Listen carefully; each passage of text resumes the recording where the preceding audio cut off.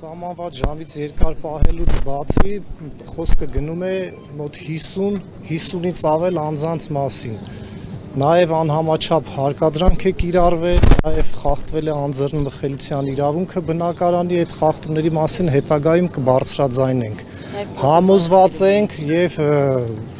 ընթացքում բոլորդ կհամոզվեք, որ եւ քրեական վարույթ նախաձեռնելը, եւ հարկադրանքի միջոց կիրառելը, եւ հանրային քրեական հետապնդում հարուցելը,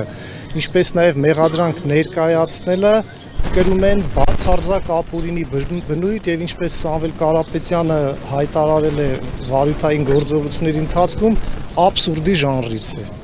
Ավել ոչինչ բացատրեք, որ Նիկոլ Փաշինյանը ԱԱԾ-ականների գործողություններին զուգահեռ գրառումներ էր անում, արդյոք տեսնում եք միջամտություն քրեական այս գործընթացներին։ Ես կարող եմ միայն քննիչի գործողություններին եւ հսկող դատախազի գործողություններին այս պահին գնահատական տամ, իմ համոզմամբ բացարձակ ապօրինի գործողություններ են։ Խափանման միջոցի նիստը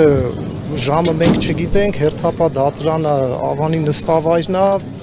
բայց ժամը չենք կարող ասել։ Միջնորդություն դուք եք վերջացրել։ Չէ, միջնորդություն չեն տվել մեզ, թղթային տարբերակ չունենք, բանավոր գիտենք, որ ներկայացնելու են։ Իսկ պայդրությամբ նման տվյալ։ Փաստաբան Ռուբեն Հակոբյան, պաշտպան Ռուբեն Հակոբյան։